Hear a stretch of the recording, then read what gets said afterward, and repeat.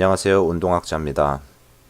이번 영상은 최대한 짧고 간단하게 요약 정리한 칼 디츠 코치의 투 스프링 모델에 대해서 이야기해 보겠습니다. 이 내용은 2017년 6월 2일에서 3일에 있었던 NHSSA Regional Conference에서 발표하신 내용입니다. 투 스프링 모델 시스템이란 근육 훈련과 힘 전달 메커니즘, 즉 건 훈련의 균형을 추구하는 시스템을 뜻합니다. 주된 훈련 효과를 짚어보자면, 첫째로 훈련 혹은 경기 시 에너지 효율이 좋아진다는 건데요. 칼 코치님이 16년 넘게 필드에서 선수 훈련을 시키시면서 관찰했던 게 근육과 건이 이상적인 균형을 이룬 상태에서 동시에 작용을 하면 동작을 실시할 때 극도로 효율적인 에너지 반환이 일어난다는 것이었습니다. 쉽게 말하자면 선수들이 같은 동작을 같은 강도로 실시해도 더 적은 에너지가 들게 된단 말이죠. 사용하는 에너지가 적게 되니 비축할 수 있는 에너지 양이 늘면서 전반적인 퍼포먼스와 기록도 훨씬 좋아졌겠죠.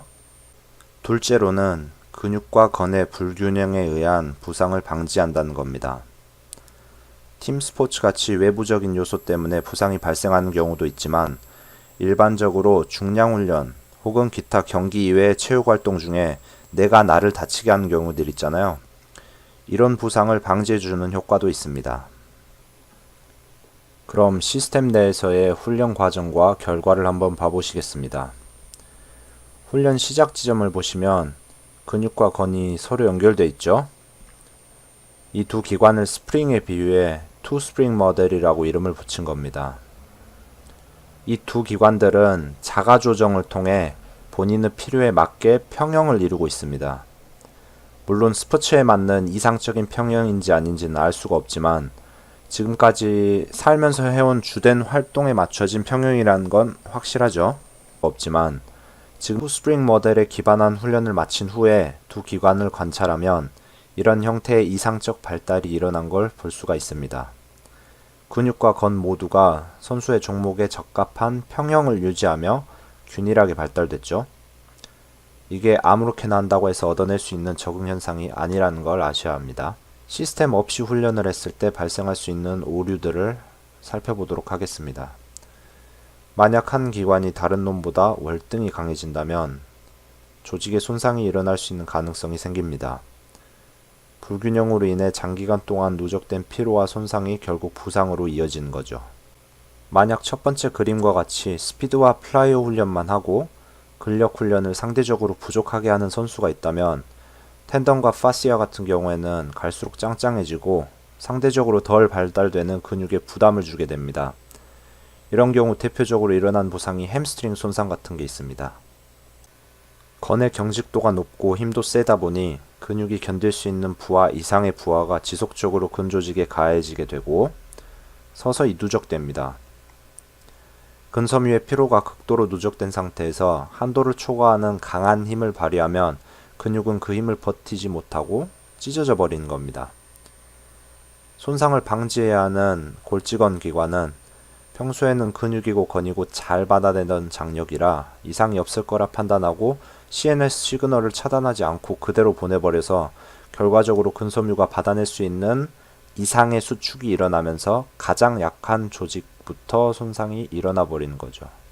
반대로 맥시멈 스트렝스 근처의 중량 훈련만 해서 근력이 월등히 강해지는 경우도 있습니다. 이 경우는 반대로 근육이 너무 강해져 건에 부담을 주게 되어 부상이 일어날 수가 있는 거죠. 가령 엘리트 파워리프터나 스트롱맨 같은 경우 근육의 힘이 건의 힘을 월등히 뛰어넘어 건이나 인대가 찢어지거나 근막 조직에 문제가 생기던지 하는 부상을 당하는 경우가 종종 있습니다. 파워리프터나 스트롱맨이 초저중량이나 무중량 스피드 훈련을 무조건적으로 해야 하는 건 아니고요. 오프시즌에 55%에서 70% 구간의 중량으로 최대 노력과 최대 속도로 중량을 움직이는 훈련, 즉 파워 훈련을 통해 건과 근막을 발달시켜 균형을 잡을 수 있습니다. 두 스프링의 균형을 잡아가며 훈련할 수 있는 예시입니다. 개인화가 되어 있지 않은 말 그대로 예시이기 때문에 본인의 주 종목이나 자주 해야 하는 혹은 잘해야 하는 동작들에 맞춰 개인화를 시키신 후에 적용하셔야 비효율을 피할 수가 있습니다.